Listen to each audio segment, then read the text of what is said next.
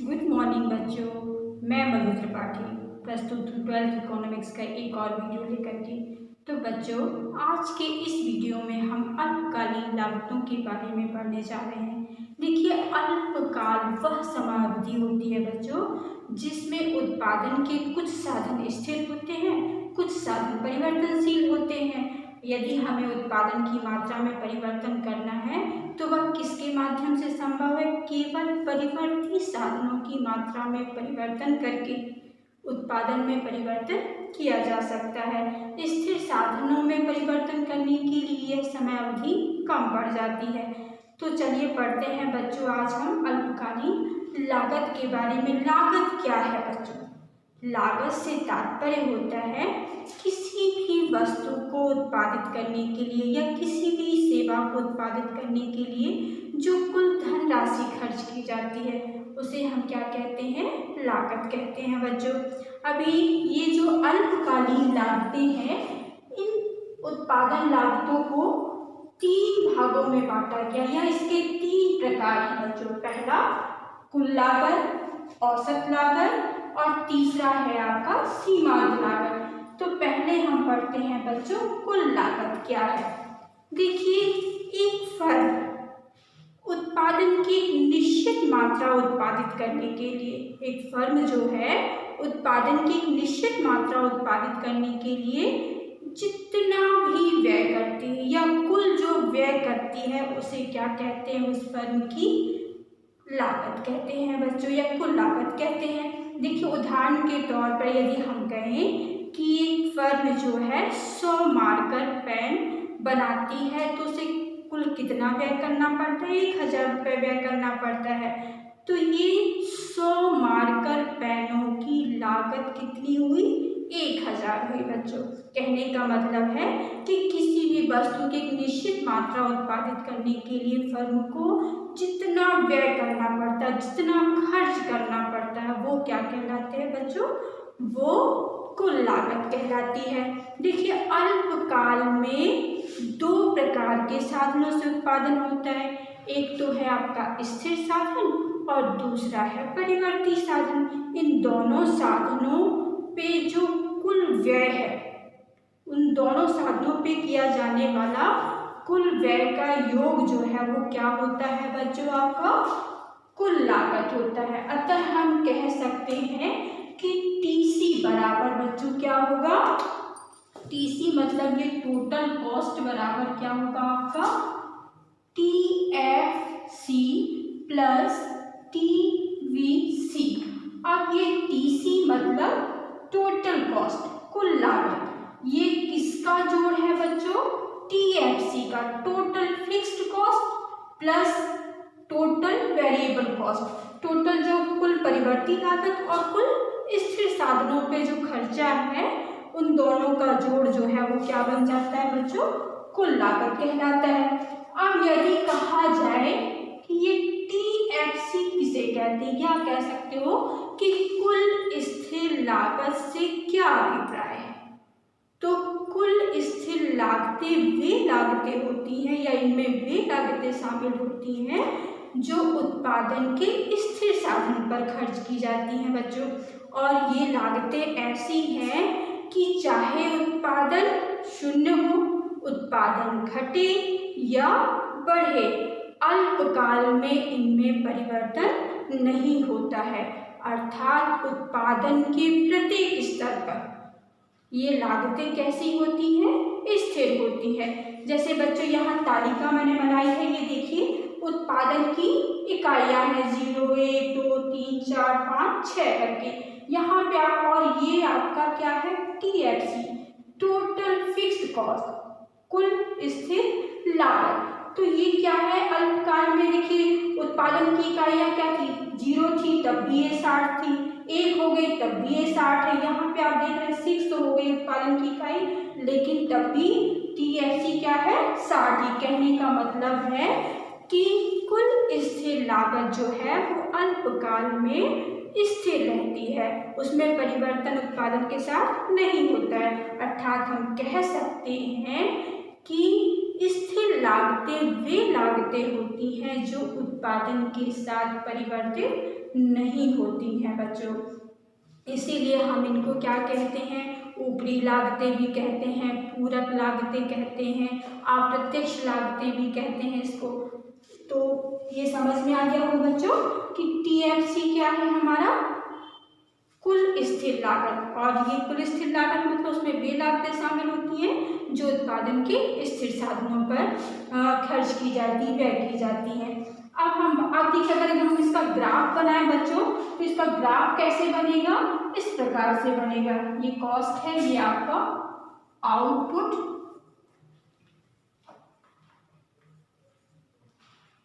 और इसका ये क्या है, स्थिर, इस प्रकार से। तो ये आपका TFC कैसा रहता है, अल्पकाल में स्थिर रहता है। इसका ग्राफ इस प्रकार से बनेगा बच्चों।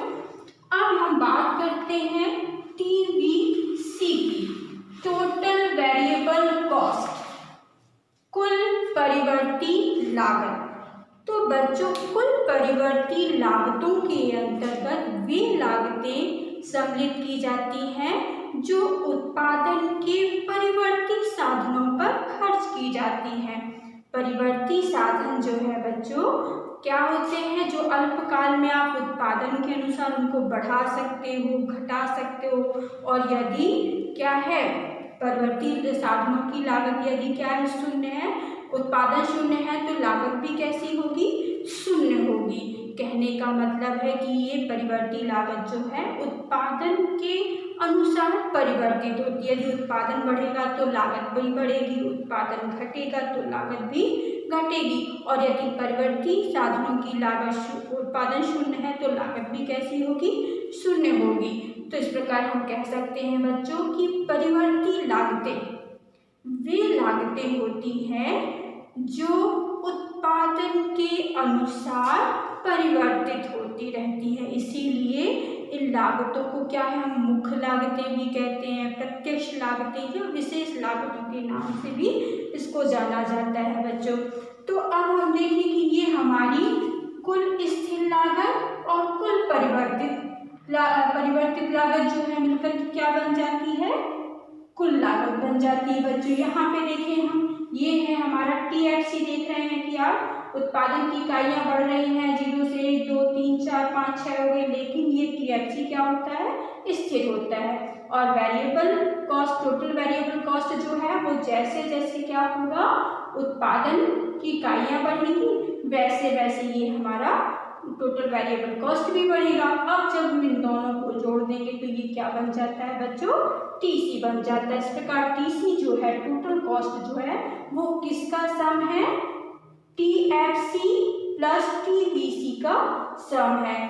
तो ये हो गया कुल लागत बच्चों। यदि हम TVC का ग्राफ देखें तो किस प्रकार से बनेगा बच्चों, इस प्रकार से आएगा आपका। ये यहाँ उत्पादन और यहाँ पे लागत को रख देते हैं। तो इसका ग्राफ जो है बच्चों इस प्रकार से बनेगा। TFC मतलब इसमें क्या होता है कि उत्पादन बढ़ने के साथ साथ जो है लागत भी क्या होती जाती है, इसकी बढ़ती जाती है। तो ये तो हो गया बच्चों कि कुल लागत क्या है। कुल लागत में कौन कौन सी लागतें शामिल होती हैं, कुल स्थिर लागत, कुल परिवर्तनशील लागतें, और दोनों का ही जोड़ क्या बन जाता है, कुल लागत बन जाता है। इसके बाद हम बात करते हैं बच्चों औसत लागत की। तो औसत लागत क्या है, इस अल्पकालीन औसत लागत बच्चों 3 प्रकार की होती है। एक होती है आपकी AFC मतलब एवरेज फिक्स्ड कॉस्ट, दूसरा है आपका ABC एवरेज वेरिएबल कॉस्ट, और तीसरी जो है वो आपकी TC, इसको आप AC, ये आप इसको AC भी बोल सकते हैं, औसत लागत भी बोल सकते हैं, और औसत कुल लागत भी बोल सकते हैं बच्चों। तो अल्पकालीन जो लागतें, औसत लागतें हैं वो 3 प्रकार की, ये तीनों प्रकार है। अब हम बात करते हैं कि ये AFC जो है आपका औसत स्थिर लागत किसे कहते हैं। तो बच्चों औसत लागत ज्ञात करने के लिए आप क्या कर सकते हो, जो आपकी कुल स्थिर लागत थी उसमें जब हम उत्पादन की इकाइयों का भाग कर देते हैं तो क्या प्राप्त हो जाता है, हमें औसत स्थिर लागत प्राप्त हो जाती है। अर्थात हम कह सकते हैं AFC बराबर क्या होगा बच्चों, TFC, टोटल जो फिक्स कॉस्ट है आपकी उसमें आप किसका भाग दे देंगे, Q का भाग दे देंगे, उत्पादन की मात्रा का भाग दे देंगे। ये देखिए बच्चों, जैसे ये है आपका TFC, जब उत्पादन की इकाई 0 तो यहाँ पे ये 60 है, जब उत्पादन की इकाई 1 है उस समय आपका ये TFC तो क्या है प्रकार में स्थिर ही रहता है, ये 60 है। और इसमें जब हम उत्पादन की इकाई यहाँ पे कितनी है, 1 है, इसका जब हम भाग देंगे तो ये देखिए यहाँ पर AFC भी क्या आ रहा है आपका 60 आ जा रहा है, क्योंकि 60 में 1 का देंगे भाग करेंगे तो क्या आएगा 60 ही आएगा। इसी प्रकार इस 60 में हम 2 का देंगे तो कितना आ जा रहा है 30 आ रहा है, फिर 3 का भाग देंगे तो 30 आ जा रहा है। कहने का मतलब बच्चों AFC हम कैसे निकाल सकते हैं, औसत स्थिर लागत कैसे ज्ञात कर सकते हैं, हमारी जो कुल स्थिर लागत है उसमें जब हम उत्पादन की इकाइयों का भाग दे देंगे तो हमें क्या प्राप्त हो जाएगी, AFC प्राप्त हो जाएगी, औसत लागत प्राप्त हो जाएगी। और ये औसत स्थिर लागत जो है बच्चों क्या होती, जैसे जैसे उत्पादन की इकाइयां बढ़ती हैं ये लागत जो है घटती जाती है। चलिए अब दूसरी जो हमारी अल्पकालीन लागत है या दूसरा प्रकार जो है वो है AVC, औसत परिवर्ती लागत क्या होता है। तो जिस प्रकार बच्चों हमने औसत स्थिर लागत कैसे निकाला था, कुल जो हमारा स्थिर लागत था उसमें हमने उत्पादन की मात्रा का भाग कर दिया था, ठीक इसी प्रकार हमें औसत परिवर्ती लागत ज्ञात करने के लिए जो हमारा कुल परिवर्ती लागत है उसमें जब हम उत्पादन की इकाइयों का भाग कर देंगे तो क्या प्राप्त हो जाता है, हमें औसत परिवर्ती लागत प्राप्त हो जाती है। अर्थात औसत परिवर्ती लागत निकालने का सूत्र क्या हुआ, टोटल जो हमारा वेरिएबल कॉस्ट है उसमें हम उत्पादन की इकाइयों का भाग कर देंगे बच्चों, तो क्या ज्ञात हो जाएगा, हमें औसत परिवर्ती लागत ज्ञात हो जाएगी। जैसे यहाँ पे आप देखिए बच्चों ये है हमारा TVC, यहाँ पे हम देखेंगे जब उत्पादन की इकाई 1 है तो हमारा TVC कितना है, टोटल वेरिएबल कॉस्ट जो है यहाँ पे 100 है, यहाँ पे उत्पादन की इकाई 1 है। जब हमने 100 में कितने का भाग किया, 1 का भाग किया, तो ये देखिए हमारी औसत लागत, औसत जो परिवर्ती लागत है वो कितनी आ गई, 100 आ गई। इसी प्रकार से जब हम इसमें क्या करेंगे 180 में 2 का भाग करेंगे तो कितना आया, ये 90 आ गया। कहने का मतलब है बच्चों कि औसत परिवर्ती लागत कैसे निकाला जा सकता है, औसत परिवर्ती लागत जो है वो आपकी कुल परिवर्ती लागत में उत्पादन की इकाइयों का भाग देने पर ज्ञात हो जाता है बच्चों। इसका जो कहने का ये अब ये दोनों बच्चों जो मिलकर के ABC और AFC, ये तो हो गया हमारा, हमने AFC निकाला और ABC निकाला। अब जब हम बच्चों इन दोनों का जोड़ कर देते हैं तो जो अल्पकालीन औसत लागत, जिसको हम क्या कहते हैं औसत लागत या औसत कुल लागत भी कहते हैं, तो औसत कुल लागत क्या है बच्चों, औसत कुल लागत जो है उत्पादन की प्रति इकाई लागत को बताता है बच्चों। और प्रति इकाई लागत कैसे ज्ञात किया जा सकता है, जो कुल लागत है, ये देखिए ये कुल लागत वाली आप कॉलम देखेंगे, ये जो कुल लागत है इस कुल लागत में हम किसका भाग कर देते हैं, उत्पादन की इकाइयों का भाग करने से क्या ज्ञात हो जाएगा, हमें औसत लागत ज्ञात हो जाती है बच्चों। जैसे यहाँ पे देखिए आप, जब हमारे उत्पादन की इकाई 1 है और हमने यहाँ PC कितना है हमारा 160 है, इस 160 में हमने 1 का भाग दिया तो AC कितना आया 160 ही। फिर यहाँ पे देखिए आपका TC जो है वो 240 है, और 240 में जब हम 2 का भाग कर रहे हैं तो कितना आ रहा है, 120 आ रहा है। कहने का मतलब है बच्चों TC बराबर क्या होता है, सॉरी AC बराबर क्या होता है, AC बराबर होता है ये आपकी जो कुल लागत है मतलब TC। जब इसमें हम उत्पादन की इकाइयों का भाग कर देंगे तो क्या प्राप्त हो जाएगा, हमें औसत लागत प्राप्त हो जाएगी। एक तो इस तरीके से औसत लागत प्राप्त हो सकती है, दूसरा जो तरीका है वो है AC बराबर, ये देखिए बच्चों यदि हम इन दोनों को जो हमारी औसत स्थिर लागत है और औसत परिवर्ती लागत है इन दोनों को यदि जोड़ देते हैं तो भी क्या निकल जाएगी, हमारी औसत लागत निकल जाएगी। कहने का मतलब दूसरा सूत्र हमारा क्या बन सकता है, AFC प्लस ABC मतलब औसत स्थिर लागत और औसत परिवर्ती लागत, इन दोनों को जोड़ने पर क्या ज्ञात हो जाता है, हमें AC ज्ञात हो जाती है, औसत लागत ज्ञात हो जाती है जो कि उत्पादन की प्रति इकाई लागत को बताती है बच्चों। अब ये जो हमारा AC जो है इसकी आकृति कैसी बनती है बच्चों, ये ग्राफ यदि हम इसको देखेंगे तो ये ग्राफ हमारा किस प्रकार से U आकृति का बनता है। AC का जो हमारा वक्र है वो कैसा बनता है, U आकृति का बनता है। इसका कारण ये होता है कि उत्पादन लागतें प्रारंभ में कैसी होती हैं, घटती हुई होती है। तो ये देखिए प्रारंभ में ये क्या हो रही है, घट रही है, लेकिन एक बिंदु के बाद ये बढ़ना चालू हो जाती है और इनका आकार कैसा हो जाता है, U आकार का हो जाता है। इसीलिए ये लागत वक्र जो है प्रारंभ में घटती है, इसके बाद बढ़ना चालू हो जाती है और इसी वजह से इनकी आकृति जो है वो U आकार की हो जाती है। चलिए ये तो हो गया कुल लागत, औसत लागत। अब हम आगे पढ़ेंगे बच्चों सीमांत लागत, अल्पकालीन सीमांत लागत के बारे में। तो सबसे पहले ये जानना जरूरी, सीमांत लागत होती क्या है।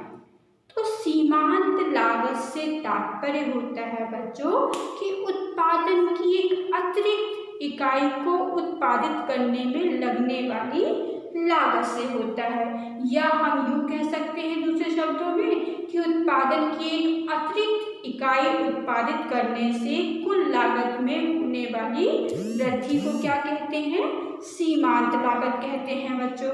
इस सीमांत लागत को हम किन किन सूत्रों से निकाल सकते हैं। देखिए यहाँ पहले हम आपको बता दें कि सीमांत लागत जो उसको MC कर देते हैं, MC जो है मार्जिनल कॉस्ट आपका, ये कैसे निकालेंगे बच्चों, ये जो हमारी कुल लागत है TC हमारा जो है वो कितना है, 60 है। अब ये जैसे ही क्या होता है बच्चों कि उत्पादन की इकाई यहाँ पे 1 है, उस समय TC हमारा जो है टोटल लागत जो है वो 60 से बढ़ के कितनी हो गई, 160 हो गई। तो यहाँ सीमांत लागत जो है वो क्या आएगा बच्चों, 160 में से हम क्या कर देंगे, ये 60 माइनस कर देंगे तो बराबर क्या होगा, 100। तो ये 100 पहली इकाई जब उत्पादित हो रही उत्पादन की तो सीमांत लागत कितनी है, 100 है। इसी प्रकार से यदि हम दूसरी इकाई का उत्पादन करते हैं तो दूसरी इकाई में कुल लागत जो है वो हमारी क्या है, 240 है, ये कुल लागत है। इसमें से हम पहली की लागत या पहले जो इकाइयों की लागत है उनको घटा देंगे, मतलब 240 में से यदि हम यहाँ पे क्या कर दें, 160 को माइनस कर दें बच्चों, तो कितना बचेगा हमारा, ये 80 बचेगा। इस प्रकार से हम क्या कर लेते हैं, सीमांत लागत को ज्ञात कर लेते हैं बच्चों। सीमांत लागत को ज्ञात करने के या कह सकते हो कि निम्न सूत्रों के माध्यम से हम सीमांत लागत को ज्ञात कर सकते हैं। क्या क्या सूत्र हैं, चलिए देख लेते हैं उसको। सीमांत लागत को ज्ञात करने का जो सूत्र है वो है आपका MC, मार्जिनल कॉस्ट बराबर ये है डेल्टा TC बटे जो है डेल्टा Q। एक तो हम इस सूत्र के माध्यम से मार्जिनल कॉस्ट को ज्ञात कर सकते हैं। डेल्टा क्या है, परिवर्तन को बताता है। किस में परिवर्तन, TC में, टोटल कॉस्ट में परिवर्तन, और यहाँ पर उत्पादन की मात्रा में परिवर्तन। तो इस सूत्र के माध्यम से हम MC को निकाल सकते हैं। दूसरा जो हमारा सूत्र है कि MC बराबर ये आपका TCN माइनस TCN माइनस 1। देखिए TCN का मतलब होता है कि N इकाइयों की कुल लागत। अब इस कुल लागत में से यहाँ पे TCN माइनस 1 मतलब एक इकाई को कम करने के बाद जो बचती है वो कुल लागत है बच्चों यहाँ पे। तो ये दूसरे फॉर्मूले के माध्यम से, दूसरे सूत्र के माध्यम से हम ज्ञात कर सकते हैं। तीसरा जो हमारा सूत्र है कि हम MC कैसे निकाल सकते हैं, MC जो निकाल सकते हैं वो है डेल्टा, ये हमारा TVC बटे डेल्टा Q। इसके माध्यम से भी हम क्या कर सकते हैं, MC ज्ञात कर सकते हैं। इसके अलावा चौथा जो सूत्र है बच्चों, किसके माध्यम से निकाल सकते हैं हम MC को, MC बराबर TVCN माइनस TVCN माइनस 1। इन सूत्रों के माध्यम से हम सीमांत लागत को ज्ञात कर सकते हैं बच्चों को। तो इस प्रकार से सीमांत लागत क्या हुआ, सीमांत लागत उत्पादन की एक अतिरिक्त इकाई उत्पादित करने की लागत होती है बच्चों। तो आशा करती हूँ कि आज ये आपको अल्पकालीन लागतें, कुल लागत, औसत लागत और सीमांत लागत समझ में आया होगा बच्चों। यदि मेरा ये वीडियो आपको अच्छा लगता है या आपको इस वीडियो के माध्यम से समझ में आता है तो प्लीज़ मेरी इस वीडियो को लाइक कीजिए, सब्सक्राइब कीजिए और शेयर कीजिए। धन्यवाद।